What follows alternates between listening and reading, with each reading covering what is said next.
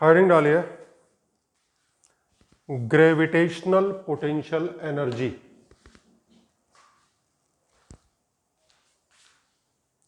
Gravitational potential energy. तो gravitational potential की जगह हो गया ग्रेविटेशनल पोटेंशियल एनर्जी।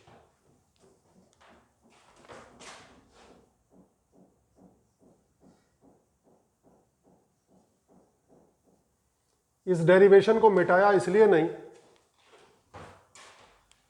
क्योंकि सेम डेरिवेशन है।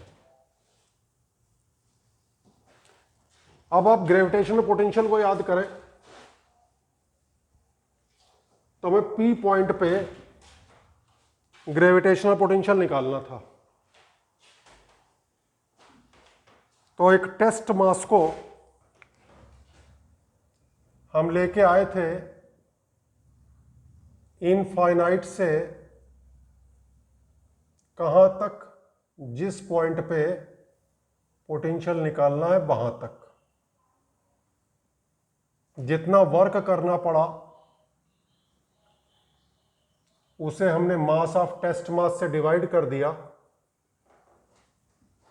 तो आ गया था ग्रेविटेशनल पोटेंशियल।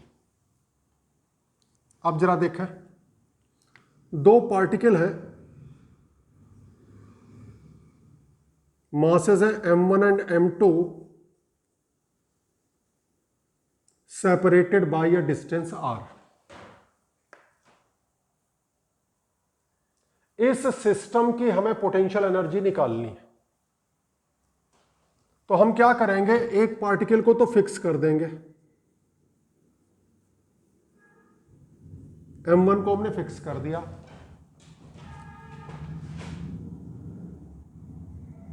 m2 को हम मूव करवा के लाए इनफाइनाइट से कहां तक, जहां पे m2 इस समय रखा हुआ है वहां तक। जो वर्क करना पड़ा उसे कहते हैं ग्रेविटेशनल पोटेंशियल एनर्जी। यू से, कैपिटल यू से डिनोट करते हैं। यानी कि इसका जो डेरिवेशन है, किसका, ग्रेविटेशनल पोटेंशियल एनर्जी का, वो डेरिवेशन इस जगह पे खत्म हो जाएगा। और ये जो वर्क है, इस वर्क का ही नाम हो जाएगा ग्रेविटेशनल पोटेंशियल एनर्जी। यानी ग्रेविटेशनल पोटेंशियल एनर्जी का फार्मूला हो गया -G m1 m2 upon r। तो 100% सेम है डेरिवेशन, इसलिए इसे रब नहीं किया। आपको करना क्या है, m की जगह m1 और m0 की जगह m2।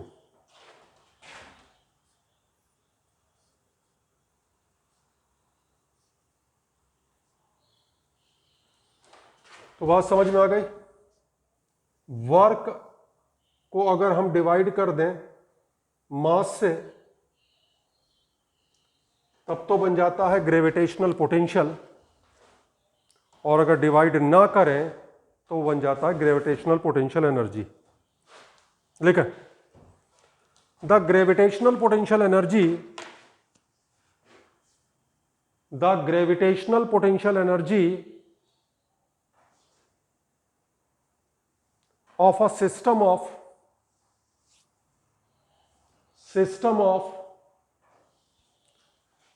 two particles,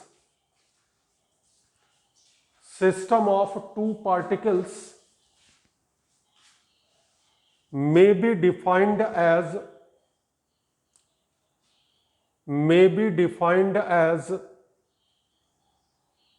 the work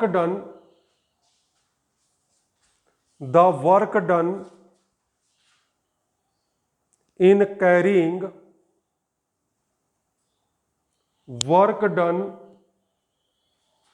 in carrying one particle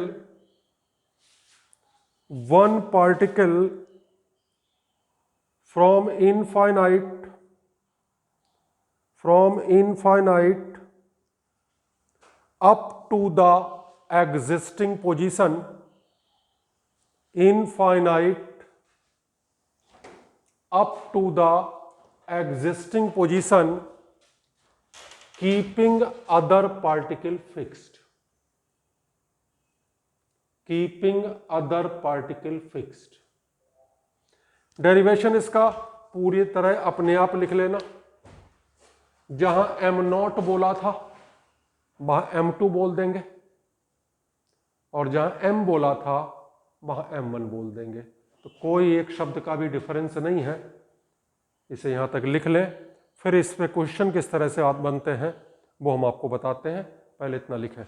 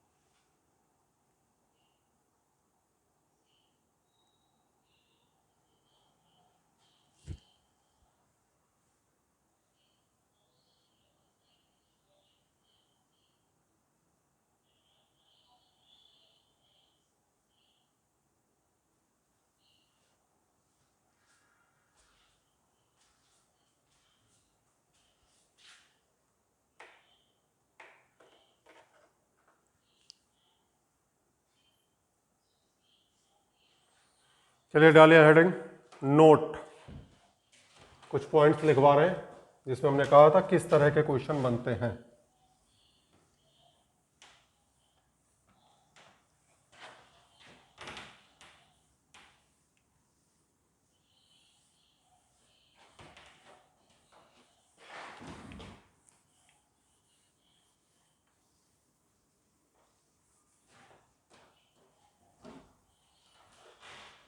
पहला point, the expression of potential energy U equals to minus G m1 m2 upon r। लिखते रहे expression of potential energy U equals to minus G m1 m2 upon r is applicable for two particle system, is applicable for two particle system but can be applied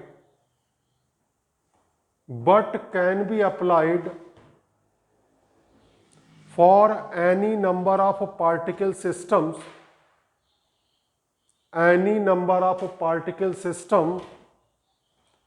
taking two at a time।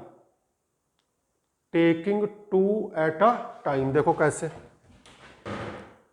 मान लिया 3 particle है, इनकी potential energy निकालनी, तो formula तो 2 का है, तो एक एनर्जी निकालो इसकी, एक इसकी और एक इसकी, तीनों हो गई। 4 पार्टिकल है,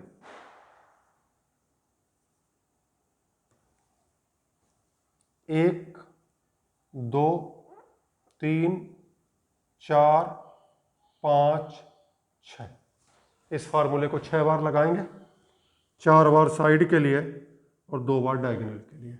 इसे सम कर देंगे, सिस्टम की एनर्जी आ जाएगी। तो ये फार्मूला तो 2 पे ही लगता है, लेकिन जितने पे चाहो लगा लो, 2-2 के पेयर बना लो, सबकी अलग अलग एनर्जी निकाल लो और उसे ऐड कर दो। पॉइंट नंबर 2, नोट का point number 2, while solving numericals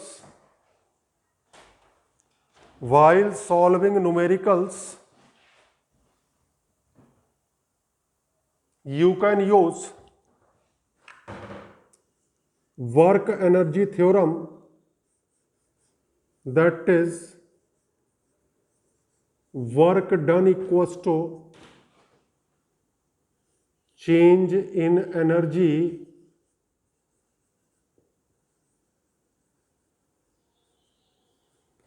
that is final potential energy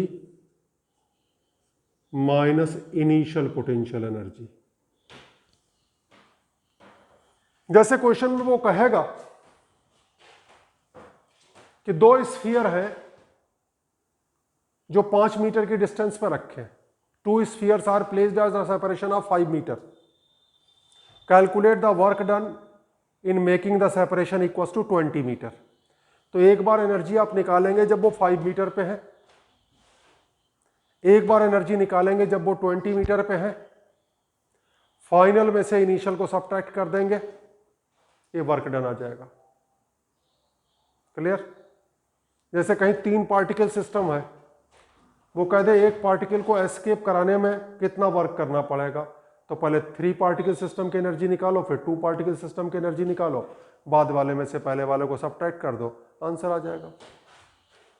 question point number 3, while solving numericals you can use conservation of energy, that is kinetic energy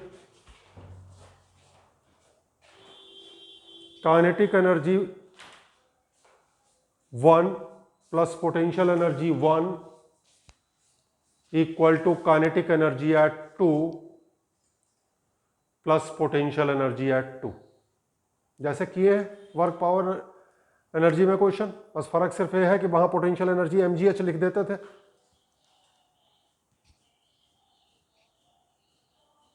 यहां mgh नहीं लिखेंगे, यहां लिखेंगे -gm1m2/r। तो अब कुछ question कर लिए जाए।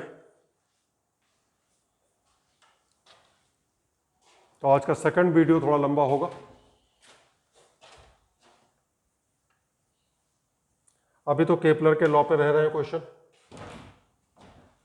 देखिए पहला question, speed of a planet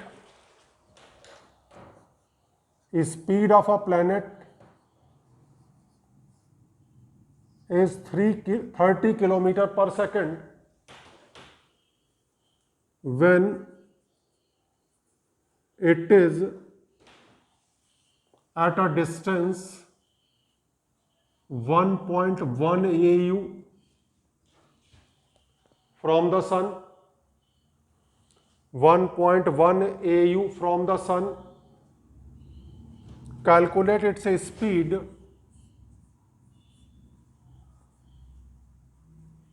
when distance becomes number 1 1.2 AU,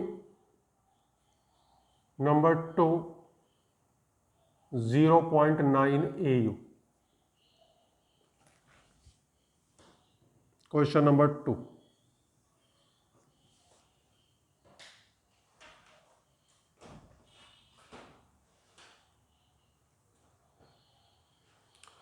Two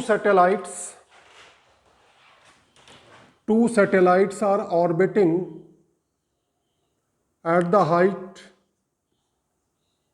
r and 3 are above the surface of earth. R and 3 are above the surface of earth, where r is the radius of earth. Find the ratio of their time periods.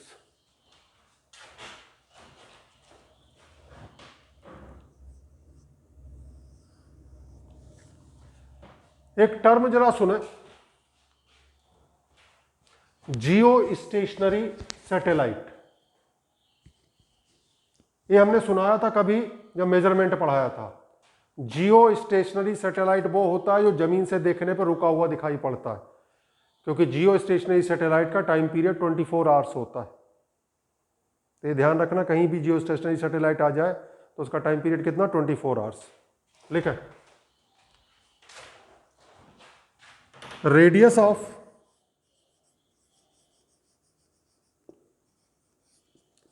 orbit of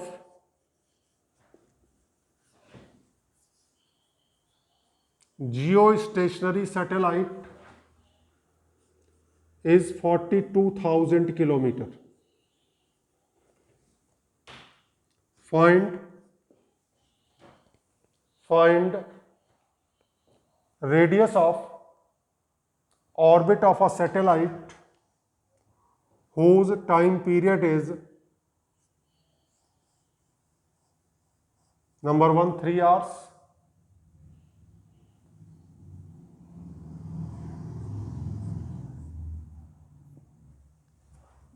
number 2 192 hours.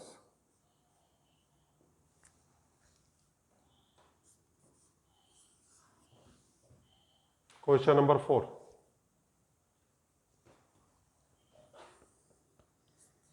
Find time period of a satellite,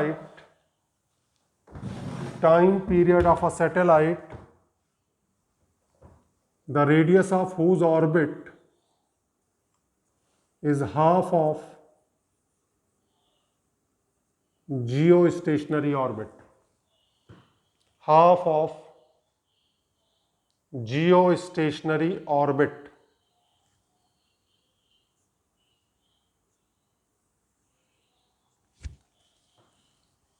Two spheres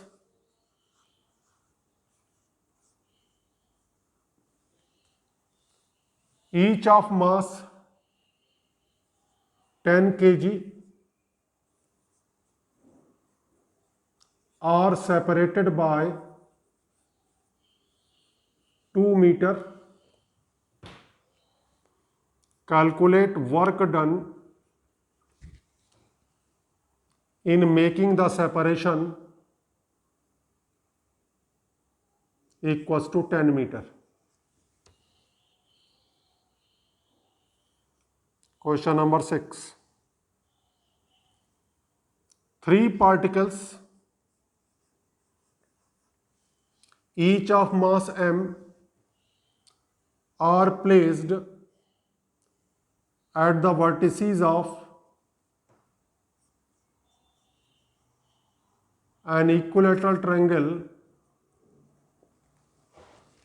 of side L.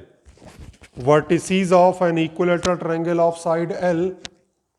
Calculate energy of the system.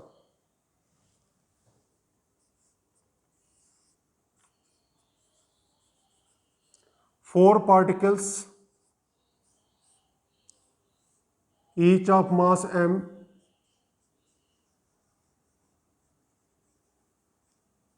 are placed at the vertices of a square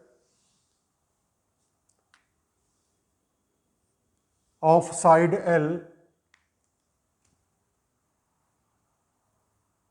calculate energy of the system. Calculate energy of the system. चलो ये 7 question करो. Take a time of 20 minutes.